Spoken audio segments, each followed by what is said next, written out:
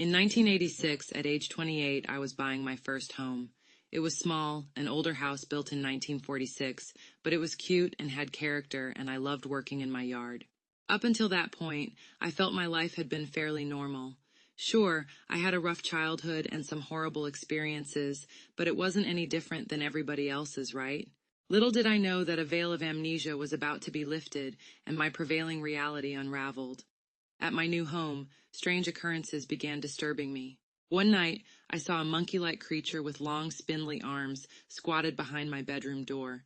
In the dim lighting, I could feel it focused intently upon me.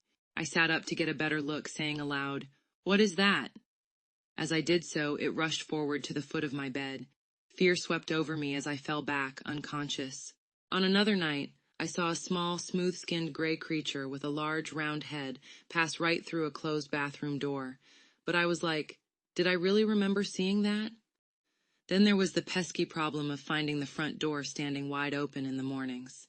At this time in my life, my interest did not include aliens, but when information about them began to hit the media, something about it seemed eerily familiar.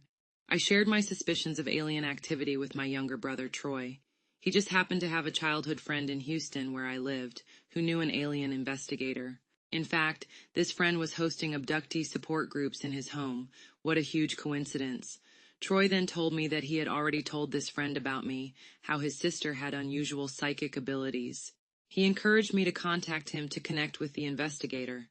This information astounded me, but looking back, it was just all too easy, don't you think?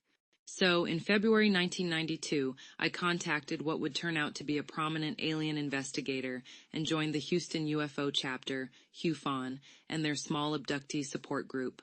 The private group, Abductees Only, met once a month in a home setting.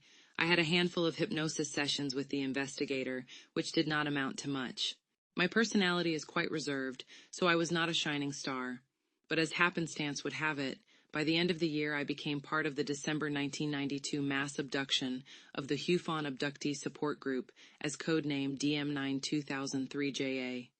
By May 1992, I had attended one, maybe two, support group meetings when the television movie Intruders came out. Subconscious memories from my childhood slowly began to stir, but remained just out of reach. One day, over the phone, I told my best friend, "I think I've had alien abductions. I'm starting to remember some things from my childhood." My friend was extremely Christian, and she gave me a warning about it being the work of the devil. My revelation strained our friendship, and yet I could not shake the haunting memories. Within days of that phone conversation, the notorious Men in Black, MIBs, were knocking on my door. There was about an hour lapse between my 16-year-old daughter's arrival home and mine. She had been told to not answer the door to anyone. I had left work and noticed that I was being tailed by a strange car. It pulled alongside me on the freeway, and I felt something menacing about the occupants, whose attention seemed to be upon me. Suddenly it sped off. When I got home, my daughter told me about her strange visit. A man all dressed in black with black sunglasses, a black hat, and a black suit had pounded forcefully on the door. She had sneaked forward and gently lifted the curtain. She wasn't sure if he saw her, but I knew that he surely must have. She went on to describe the man as looking like he was out of one of them old movies. Another man was standing behind him, dressed in the same garb. A black car with tinted windows sat in the driveway, the same car that had menaced me on the freeway. Even though they sounded like they meant business, she was too afraid to answer. Shortly the men left. What ominous message would they have delivered if she had opened the door? The prospects frightened me. A lot of things were frightening me those days. Our abductee support group had been encouraged to keep a journal, and my journal began on an old Mac computer with a removable floppy diskette drive.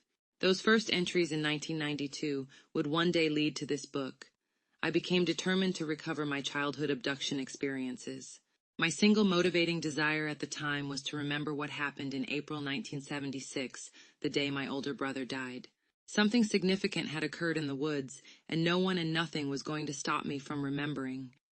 As I typed my story into my journal, I would mentally transport myself back in time. I would see it, hear it, and relive it. The shocking memory of the gray alien's presence at my brother's death unfolded. I had just turned 18 when the Greys brought me to the scene of my brother's fatal accident. The implications of my participation greatly disturbed me. I felt guilt and outrage because they had me tell my brother it was okay to go with them. The authority Gray gave the assurance that they would care for him and would continue to take care of us. But what if it was a horrible mistake?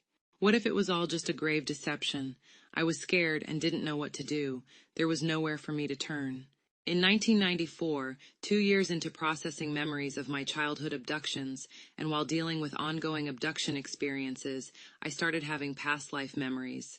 Over the course of many years, I would recall 10 past lives in all, some with extensive detail, including my deaths in those lives. I had opened Pandora's box.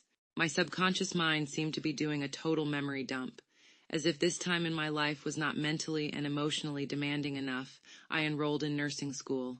And yet, I made straight A's. After graduation in 1996, I immediately became a critical care nurse.